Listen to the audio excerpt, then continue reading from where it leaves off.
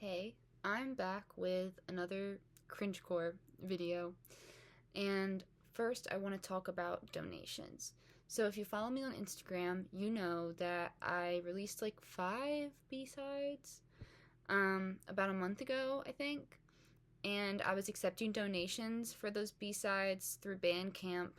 Um, and my manager Brenna was kind enough I'm holding like a lamp here because the lighting in this room is horrifying. Was kind enough to send me a receipt of all the people that donated. Now I'm not going to show any names, but I'm just going to show some amounts. Can you see? Oop. Yeah.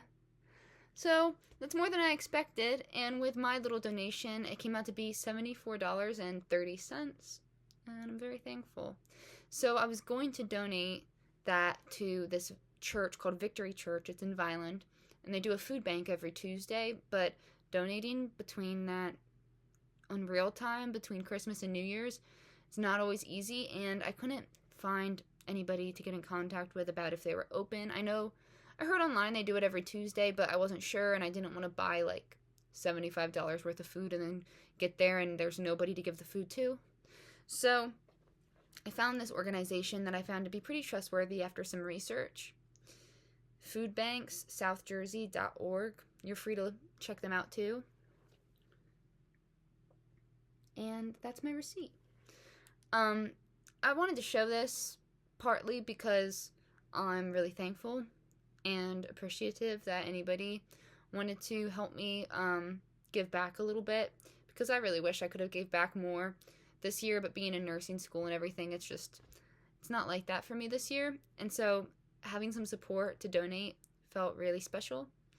That's partly why.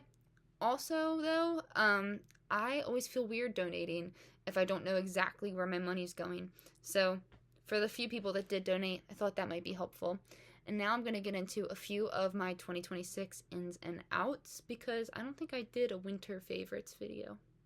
So my first in is this artist, Berlioz. Berlioz? I think. I don't know. I don't know if it's a project or an artist. I don't know the gender of the person, if it's one person. I don't even know what the genre would be. I think it's like a new age jazz, maybe EDM. I found their first song through TikTok, and I deleted TikTok since, but the entire catalog is like, I'm dancing to it, I'm cooking to it, I'm getting a bath, it's on, I'm getting a shower, it's on, I'm driving, it's on. It's just like what my mind wants right now. Like it's just something in my brain. So that's my first in. What else is in my in? Need to check the journal. Being on the treadmill every day is in. For me. These are just my ins, right? Like, you should totally make your own. But I'm on this fitness journey, some might say. And in nursing school, and I'm going to keep mentioning that, by the way, because that's my life now. But in nursing school, it's really hard to, like, work out 5 days a week. Like, I get home at 3:30 and then working out for an hour and then coming home and doing homework. But then also, like, I run a household. So I'm, like, cooking and cleaning.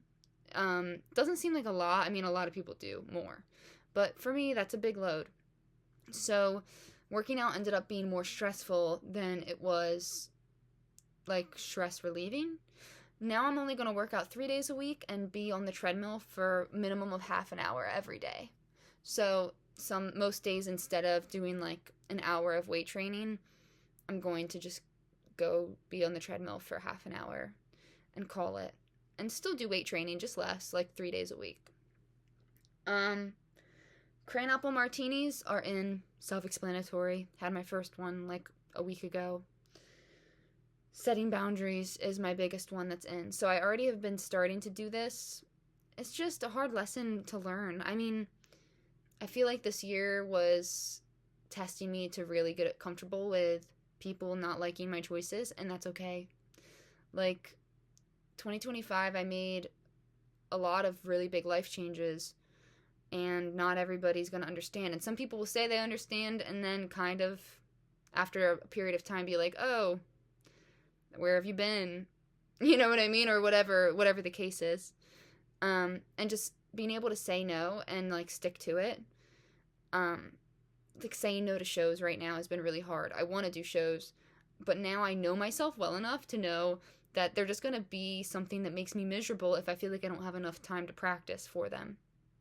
I'm going to be miserable. I'm going to dread the show. I'm not going to feel confident.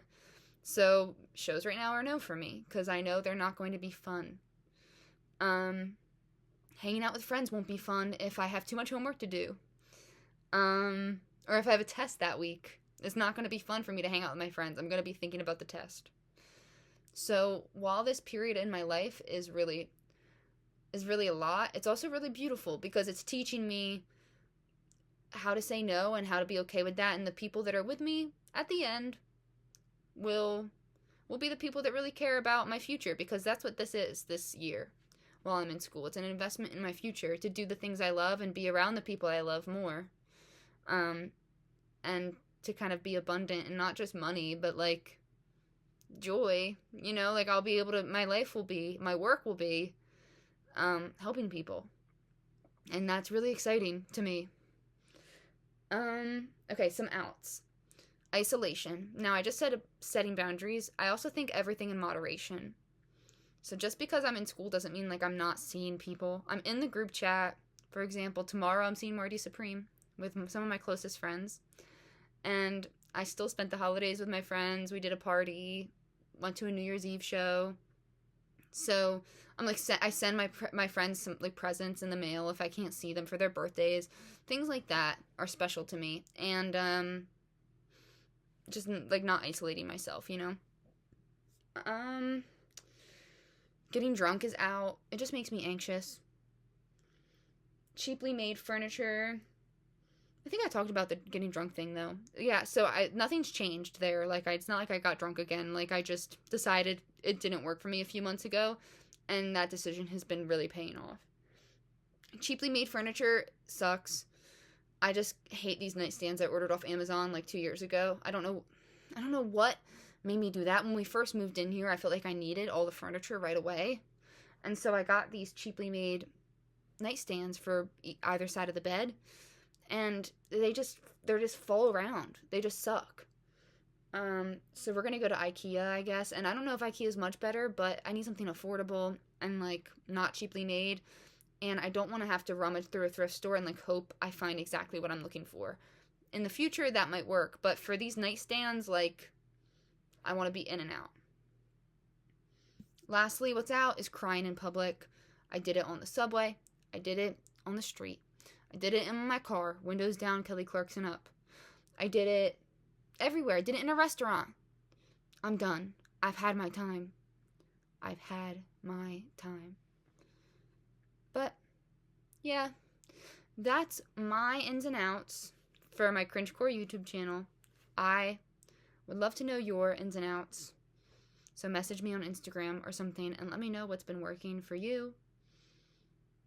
And I'll see you soon.